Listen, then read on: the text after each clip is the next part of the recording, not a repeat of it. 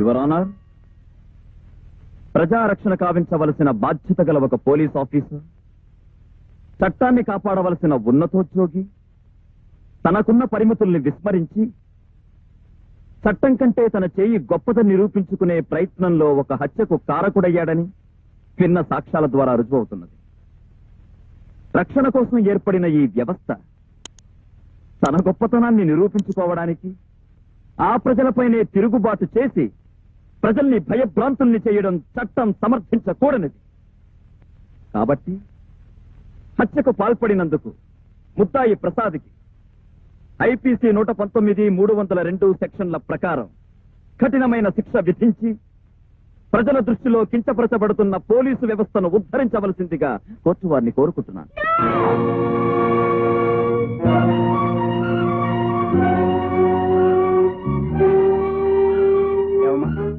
నువ్వు చెప్పదలుచుకుంది ఏమైనా ఉందా? No your honour. Sorry. Your honour, నేను చెప్పవలసింది చెప్పుకోవాల్సింది చాలా ఉంది. ఎవరు నువ్వు? ఈ కేసుతో సంబంధం ఉన్నవాడిని. దేవుడి మీద ప్రమాణం చేసి దేవుడి మీద ప్రమాణం చేసి అంతా నిజమే చెప్తాను. అంత నిజమే చెప్తాను. అబద్ధం చెప్పను. అబద్ధం చెప్పను, అబద్ధం చెప్పను, అబద్ధం చెప్పను. ఏమిటి 3 సార్లు చెప్తున్నా? నిజాన్ని అంత ఖచ్చితంగా చెబుదామని. ఒక్క దేవుడి మీద కాదు, సూర్యుడి మీద ప్రమాణం చేసి చెప్తున్నాను, చంద్రుడి మీద ప్రమాణం చేసి చెప్తున్నాను, చూస్తున్న వింటున్న వారందరి మీద ప్రమాణం చేస్తున్నాను. నీ పేరు? అభిమన్యుడు. ఏం చేస్తూ ఉంటావు? గతంలో కోర్టుల్లో అబద్ధపు సాక్ష్యాలు చెప్పేవాడిని. ఇప్పుడు కూడా అదే చెప్పడానికి వచ్చా? ఇప్పుడు కూడా అదే చెప్పడానికి వచ్చిన వాడిని అయితే గతంలో కోర్టుల్లో అబద్ధపు సాక్ష్యాలు చెప్పేవాడిని నేను చెప్తాను. నీకు హతుడికి ఉన్న సంబంధం? దోషికి నిర్దోషికి మధ్య ఉన్న సంబంధం. నీకు ముద్దాయికి ఉన్న సంబంధం? నీకు నాకు మధ్య ఉన్న సంబంధం. అంటే నీకు నాకు మధ్య ఉన్న సంబంధం ఉందా? లేదు. ఇది అంతే. అదెలా? వారి భార్య నీకు స్నేహితురాలు అంటే వారు నీకు స్నేహితులు. ఆ స్నేహ బంధంతోనే నిన్ను కాపాడాలని ఆనందరావుని కొట్టారు. ఆనందరావు మీకు బంధువా? ఏ మరి ఏ బంధంతో ఈయనే చంపారనంత గట్టిగా చెప్తున్నారు? ఆయన చెప్పలేదా? లేదు. మరెవరు? నేను. నేనే చెప్పాను. I kill that బ్యాక్టర్.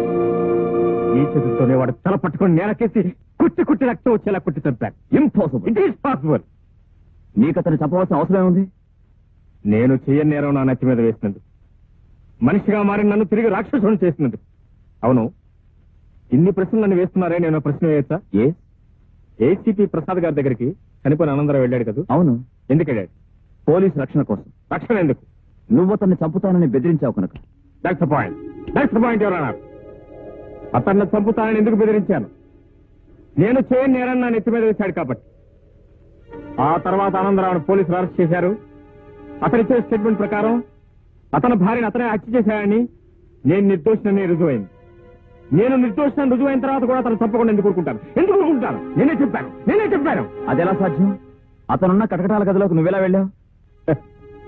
గోదావరి ఎదగలిగిన వాడిని తెల్లకాలం ఎలా ఇదేమని అడుగుతుంది మీ ప్రశ్న. ఎక్కడో సెంట్రల్ జైలు నుంచి నేరస్తులు తప్పించుకొచ్చి హత్యలు జరుపుతుంటే ఆఫ్టర్ ఆల్ పక్క సెల్లో ఉన్న వాడిని చంపలేను. అతనున్న సెల్కి నేనున్న సెల్కి మధ్యలో కటకటాలు మాత్రమే ఉన్నాయి. ఆ కటకటాల పక్కన అతను కూర్చున్నాడు. కటకటాల్లోంచి నా చేతులు వెనక్గా పోనీ చేతులు మెడ పట్టుకున్నాను. అతను ముక్కుల్లోంచి నోట్లోంచి రక్తం కక్కి తెచ్చేలా అతని గొంతు నొక్కి నొక్కి నొక్కి చెప్పాను. అతను నేనే చెప్పాను. చిట్ట చివరి సమయంలో వచ్చి తీరుపడిగా నిజాన్ని ఎందుకు అంగీకరిస్తున్నారు? నా మూలంగా నిజాయితీ గల ఒక పోలీస్ ఆఫీసర్ బలి కావటం ఇష్టం లేక,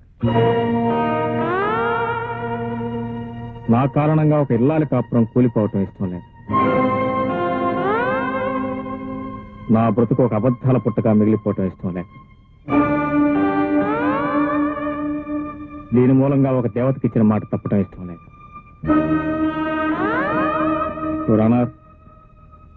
నేను ఇదివరకటి వ్యక్తిని అయితే ఎవరిని గురించి ఆలోచించేవాడిని కాదు, దేని గురించి లెక్క చేసేవాడిని కాదు. కానీ నేను ఇప్పుడు మారిన మనిషిని. నా మూలంగా ఒక నిరపరాధి అన్యాయంగా శిక్షింపబట్టు నాకు ఇష్టం లేదు. అందుకే మీ ముందుకు వచ్చి నేరాన్ని అంగీకరిస్తున్నాను. మీరు ఏ శిక్ష విధించినా సిద్ధంగా ఉన్నాను. నేరస్తుడు తనకు తానుగా లొంగిపోయి నేరాన్ని ఒప్పుకున్నందుకు అతన్ని అభినందిస్తూ ఆవేశంలో ఈ హత్య చేశాడన్న నిర్ధారణకు వచ్చి ఐపీసీ సెక్షన్ 304A ప్రకారం 3 ఏళ్ల కఠిన కారాగార శిక్ష విధించడం జరిగింది. ఏసీపీ ప్రసాద్ని నిరపరాధిగా నిర్ణయిస్తూ ఇక ముందు చట్టాన్ని తన చేతుల్లోకి తీసుకునే ప్రయత్నం కూడదని హెచ్చరిక చేస్తూ వారిని విడిచిపెట్టడం అయినది.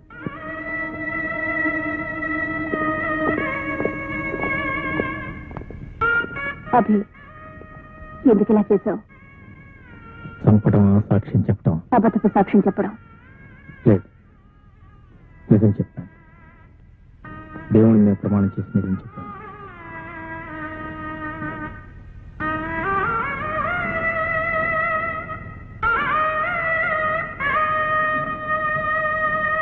Best of luck. Best of luck. మీరు నేరం చేయకుండానే శిక్ష వేయించుకున్నారు కదా. చూడు కల్పన, గతంలో చేసిన తప్పుకి ఎప్పుడో ఒకప్పుడు ఎక్కడో చోట ఏదో ఒక విధంగా శిక్షను పెంచాల్సింది. అప్పుడు కానీ చేసిన పాపం మాసిపోదు.